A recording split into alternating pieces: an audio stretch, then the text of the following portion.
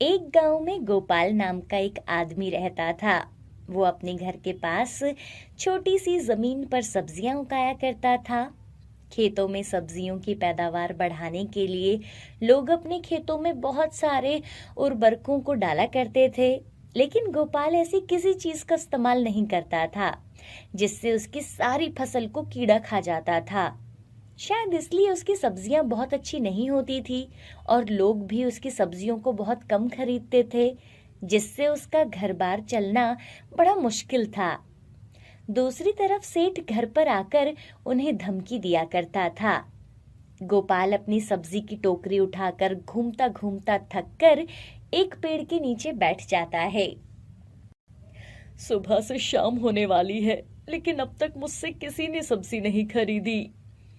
गोपाल टोकरी में से खाना खाने के लिए खाना निकालता है। बेटा, बहुत भूख लगी है, कुछ खाने को दे दो।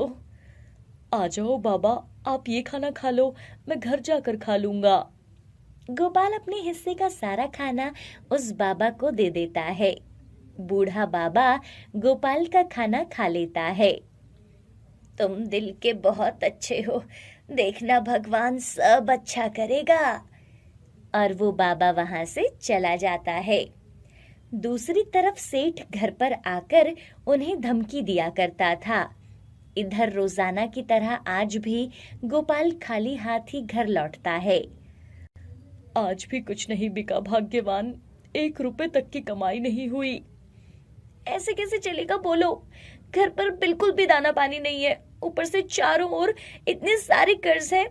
और वो सेठ जी, वो तो आज भी अपने आदमियों को लेकर आ गए थे। तुम्हें याद है ना, हमारा ये घर गिरवी रखा हुआ है उनके पास। उन्होंने बोला है कि अगर हमने कल तक उन्हें कुछ पैसे नहीं दिए ना तो वो हमें इस घर से निकाल देंगे। हाँ, क्या ऐसा कहा उन्होंने? लेकिन यहाँ 2 वक्त की रोटी खाने की कमाई नहीं है और तुम कर्जा चुकाने की बात कर रही हो। तो क्या कल हम सचमुच इस घर से निकल जाएंगे? मैं नहीं जानता, मैं कुछ नहीं जानता, सब ऊपर वाले की मर्जी है। दोनों बहुत परेशान थे और रात हो जाती है। दोनों अपने बिस्तर पर सो रहे थे। आज की रात इस बिस्तर पर आराम से गुजार लेते हैं, पता नहीं कल कहाँ सोने को मिलेगा। कल क्या किसी तरह से कुछ भी कर्ज नहीं उतार सकते क्या? कैसे दूंगा बताओ, घर में 1 रुपया तो है नहीं। अगर खेतों में इस बार अच्छी फसल होती तो उसे बेचकर कुछ हो सकता था, सारी फसल तो कीड़े ही खा लेते हैं। हे ऊपर वाले, हमने तो किसी का भी बुरा नहीं किया, फिर हमारे साथ ऐसा क्यों हो रहा है? नहीं नहीं भाग्यवान, तुम ऐसे मत बोलो, ऊपर वाला बस हमारी परीक्षा ले रहा है। ऐसे बातें करते करते वो दोनों सो जाते हैं और रात को गोपाल को एक सपना आता है। मैंने तुम्हारे आंगन में जादुई शिमला मिर्च का पेड़ लगाया है, इसमें रोज सोने की शिमला मिर्च लगेगी। तुम उसे बेचकर खूब पैसे कमा सकते हो, लेकिन अगर तुमने लालच किया तो इसका जादू काम नहीं करेगा और बहुत बुरा होगा। अगली सुबह हाँ, क्या सच में जादुई शिमला मिर्च का पौधा और सोने के बीज, ये शिमला मिर्च, ये सब मैं क्या देख रहा हूँ? सुनो भाग्यवान, जल्दी इधर आओ। अरे अरे, क्या हो गया? क्यों सुबह सुबह चिल्ला रहे हो? ये देखो, ये पौधा कहाँ से आया और इस पर ये सोने जैसी शिमला मिर्च लगी हुई है। अरे हाँ, ये तो पहले यहाँ नहीं था। जानती हो, रात को ही मैंने ये सपना देखा था कि मेरे आंगन में जादुई शिमला मिर्च का पौधा है जिस पर सोने की शिमला मिर्च लगी थी। क्या ये सोने की शिमला मिर्च है?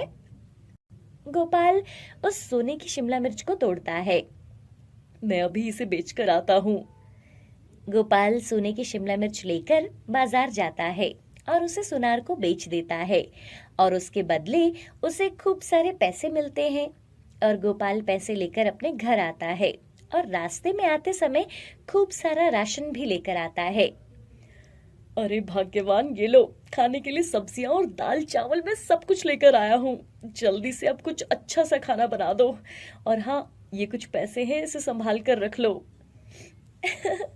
इतने सारे पैसे, भगवान ने एक पल में ही सब कुछ ठीक कर दिया ना जी। इधर कुछ ही देर में सेठ भी अपने आदमियों को लेकर उनके घर आता है। अरे ओ गोपाल, कहाँ छुप कर बैठा है? मेरे पैसों का इंतजाम हुआ या नहीं? सुनो जी, वो सेठ जी आए हैं, मैं अभी इसके सारे पैसे चुका देता हूँ। गोपाल पैसे लेकर बाहर आता है। ये लीजिए सेठ जी, आपके सारे पैसे पूरे सूद समेत हैं। क्या? सारे पैसे? हाँ हाँ, जल्दी दो। सेठ पैसे लेकर अपने घर चला जाता है। ऐसे ही धीरे धीरे गोपाल की जिंदगी पूरी तरह से बदल गई थी। वो हर रोज एक सोने की शिमला मिर्च गांव के अलग अलग सुनारों को बेचने लगा, जिससे उसके पास अब पैसे की कोई कमी नहीं थी। गोपाल अपनी पत्नी के लिए सोने के गहने लाता है और अपने छोटे से घर को बड़ा बना लेता है। अब उसके पास किसी चीज की कोई कमी नहीं थी। अब गोपाल का नाम दूसरे गांवों में भी जाना जाने लगा था। गोपाल गरीब लोगों को खूब दान दिया करता था और उनकी हर तरह से मदद किया करता था। अब गोपाल के घर से कोई भी भूखा नहीं जाता था और ये सब देखकर सेठ को बिल्कुल अच्छा नहीं लगता। अरे ये आखिर गोपाल के पास इतनी धन दौलत आई कहाँ से है? इसका तो पता लगाना पड़ेगा। एक दिन गोपाल और शारदा सोने की जादुई शिमला मिर्च को तोड़ रहे थे। शारदा, मैं सोच रहा हूँ इस सोने की शिमला मिर्च को बेचने में इस बार शहर चला जाता हूँ। क्या? सोने की शिमला मिर्च? तभी ये गोपाल लोगों को इतने पैसे बांट रहा है। गोपाल शहर के लिए चला जाता है और रात को सेठ गोपाल के घर में चुपके से जाता है और उस जादुई शिमला मिर्च के पौधे को अपने घर ले आता है।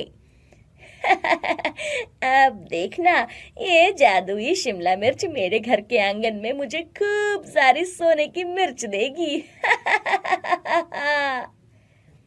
अगली सुबह जब सेठ उठकर देखता है तो उस पर सोने की शिमला मिर्च लगी थी। अरे वाह, क्या बात है, सोने की शिमला मिर्च। सेठ जैसे ही उस मिर्च को तोड़ता है तो सेठ के घर के अंदर से सारा धन और जेवर शिमला मिर्च के पेड़ के अंदर आकर समाने लगता है और सोने की शिमला मिर्च भी पेड़ में समा जाती है। अरे अरे, ये क्या हो रहा है? अरे मेरी सारी जमा पूंजी कहाँ जा रही है? अरे जी, ये क्या हो रहा है? मेरी सोने की चूड़ियां मेरे हाथों से खुद ही निकल कर कहाँ जा रही है? हाय हाय, मेरे गले का हार! हे भगवान, हे भगवान, ये सब क्या हो रहा है? हे भाग्यवान, ये मुझसे क्या हो गया? ये पौधा मेरा तो सब कुछ निकल गया। तभी गोपाल और उसकी पत्नी भी सेठ के घर आ जाते हैं। वो देखो, वो बैठा है सेठ, हमारी शिमला मिर्च का पौधा। मैंने बोला था ना, ये जरूर इसी सेठ की करतूत होगी। देखो अब कैसे बैठा हुआ है। गवा लिया ना अपना सब कुछ, और करो लालच। गोपाल और शारदा अपना जादुई शिमला मिर्च का पौधा वहां से उखाड़कर अपने घर के आंगन में फिर से लगा लेते हैं और सेठ सिर पर हाथ रखकर खूब पछताता है। तो देखा आपने, लालच कितनी बुरी बला होती है। जादुई प्याज। दिवाली का दिन था और चंदन अपने खेत में प्याज बो रहा था। सब दिवाली की तैयारी कर रहे हैं और आप प्याज के बीज बो रहे हो। बाजार जाकर चीकू के लिए कुछ मिठाई ही लेकर आ जाओ। हाँ हाँ, ले आता हूँ, पहले ये काम तो कर लूं। तुम्हें तो पता है, मेरी अम्मा हमेशा से कहती थी कि दिवाली के दिन प्याज के बीज बोने से प्याज बहुत अच्छे तैयार होते हैं, क्योंकि ये समय प्याज के बीज उगाने के लिए बिल्कुल सही समय होता है। अगर इस बार ये प्याज के बीज अच्छे हो गए तो इसी से पूरे खेत में प्याज लगा पाएंगे और इस बार हम घर की मरम्मत भी करवा लेंगे। वो दोनों बीज बोकर उन्हें अच्छे से पानी से सींचते हैं।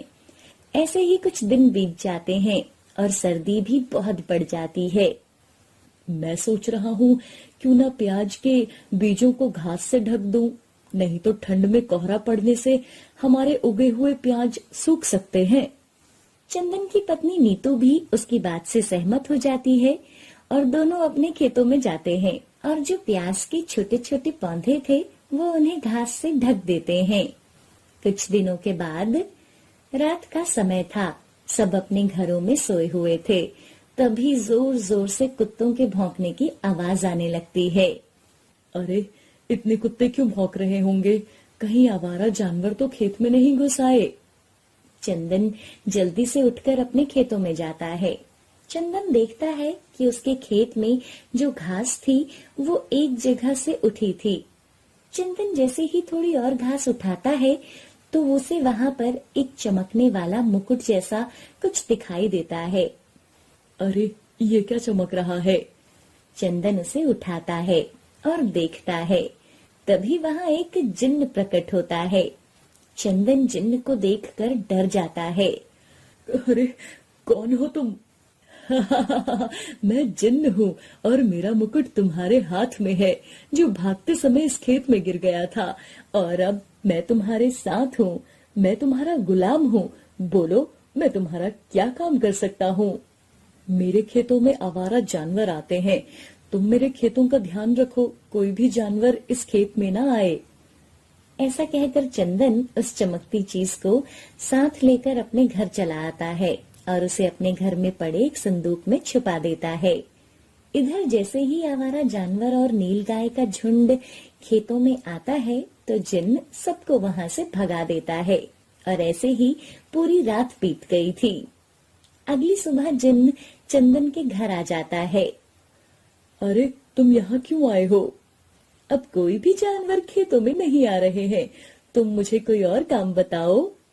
आप अकेले क्या बड़बड़ा रहे हो जी? अरे, तुम्हें क्या ये इतना बड़ा इंसान दिखाई नहीं दे रहा? नींद में हो क्या? यहाँ कोई भी नहीं है। मुझे सिर्फ तुम देख सकते हो, क्योंकि तुमने मेरा मुकुट अपने हाथ में लिया था। मुझे हर कोई नहीं देख सकता। मैं मजाक कर रहा था भाग्यवान। आज तुम्हारी काम से छुट्टी है। अब सारा काम मैं देखूंगा। चलो चलो मेरे साथ जिन्न, आज खाना बनाते हैं। चंदन जिन्न के साथ रसोई घर में जाता है और दरवाजा बंद कर देता है। पता नहीं दरवाजा बंद करके रसोई घर में क्या कर रहे हैं।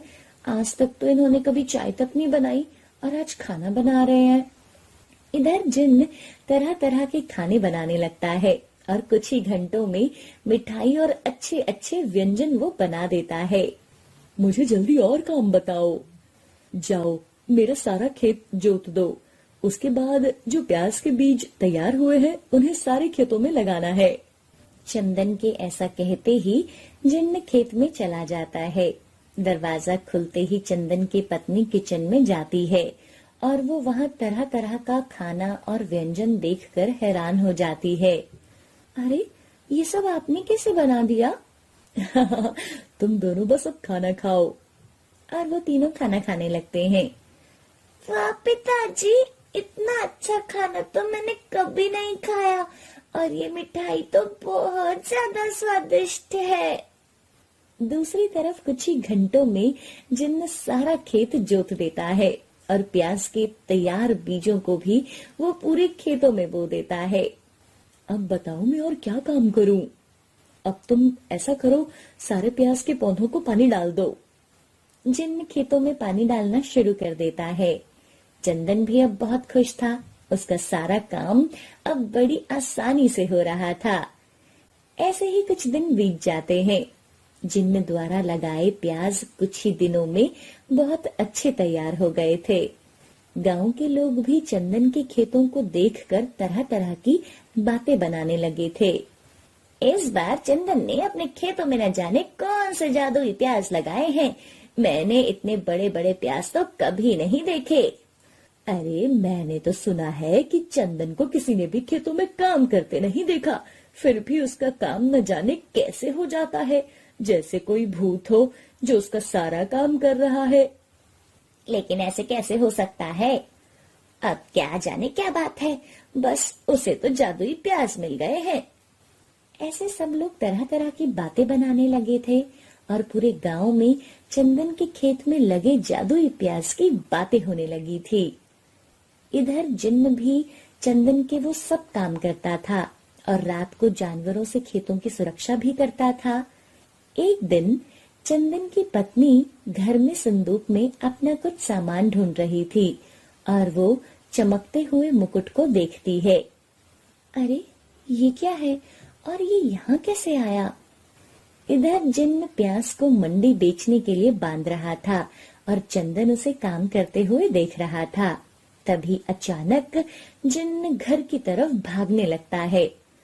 अरे अरे, कहाँ जा रहे हो? मेरी बात तो सुनो। जिन्न बिना चंदन की बातें सुने घर की तरफ जा रहा था। चंदन भी उसके पीछे पीछे जाने लगता है। ये ऐसे क्यों भाग रहा है? कहीं नीतू ने उसका मुकुट तो नहीं निकाल लिया? मुझे उसको बता देना चाहिए था।